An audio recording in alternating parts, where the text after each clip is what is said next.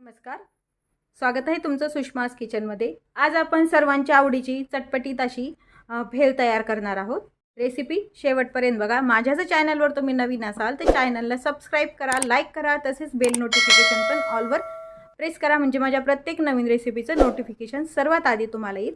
आता आपण भेळ करायला सुरुवात अशी भेळ बनवणार आहोत। त्यासाठी मी कढई गरम करायला ठेवली व हे मुरमुरे आहेत, हे सॉल्टेड मुरमुरे आहेत।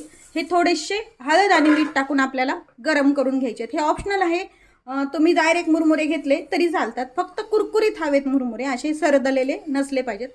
मीठ टाकलंय आपण, यामध्ये थोडी हळद टाकून घ्यायची आणि हे 2 मिनिट हे परतून घ्यायचं आहे। त्यामुळे भेळची टेस्ट छान लागते। हळदीचं प्रमाण तुम्ही तुमच्या आवडीनं कमी जास्त करू शकता। मुरमुरे आपले गरम झाले तर गॅस बंद करून घेऊया व एका भांड्यामध्ये हे आणि मीठ लावून भाजून घेतलेले मुरमुरे एका भांड्यामध्ये बारीक चिरलेला टोमॅटो टाकून घ्यायचा आहे। बारीक चिरलेला कांदा टाकून घ्यायचा आहे। स्वच्छ धुवून बारीक चिरलेली कोथिंबीर, खजूर चटणी टाकून घ्यायची, याच्यात आंबट गोड चवीची ही।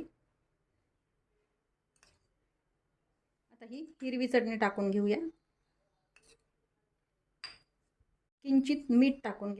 लाल तिखट, लाल तिखट असला तर यातली हिरवी चटणी आणि लाल तिखट अवॉइड करू शकतात। बारीक शेव एकदम 0 नंबरची, खारी बुंदी, मिक्स फरसाण, 2 ते 3 पाणीपुरीच्या पुऱ्या, ह्या घरीच केलेल्या पुऱ्या आहेत, ह्या गव्हाच्या पिठाच्या। लिंबूतलं बी काढून पिळून घ्यायचं यामध्ये। हे सर्व जिन्नस छान मिक्स करून घ्यायच्यात चमच्याने वगैरे, एकजीव करून घ्यायचं। हे व्यवस्थित सर्व मसाले ह्या मुरमुऱ्याला लागले गेले पाहिजेत। शेव वगैरे वापरली, ही फरसाण तुम्ही तुमच्या आवडीनं कमी जास्त करू शकता। यामध्ये जे साहित्य वापरलं, यामध्ये खूप जण खारे शेंगदाणे पण वापरतात किंवा मग मसाला शेंगदाणे पण वापरतात, तिखट मीठ लावून तळलेले, ते पण तुम्ही वापरू शकता। एका प्लेटमध्ये ही भेळ काढून घेऊया, जेवढी हवी तेवढी तुम्ही घ्यायची आहे। यामध्ये 3 ते 4 प्लेट सहज तयार होतात हे घेतलेल्या मुरमुऱ्यामध्ये। साधारण हे मोठे 2 वाटी मुरमुरे आहेत। ती वरतून थोडी पुन्हा आपल्याला खारी बुंदी टाकून घ्यायची, बुंदी आणि फरसाण टाकून घेतले। ते शूट माझं करायचं राहिलं त्यामुळे सांगतेय। बारीक शेव टाकून घ्यायची थोडीशी।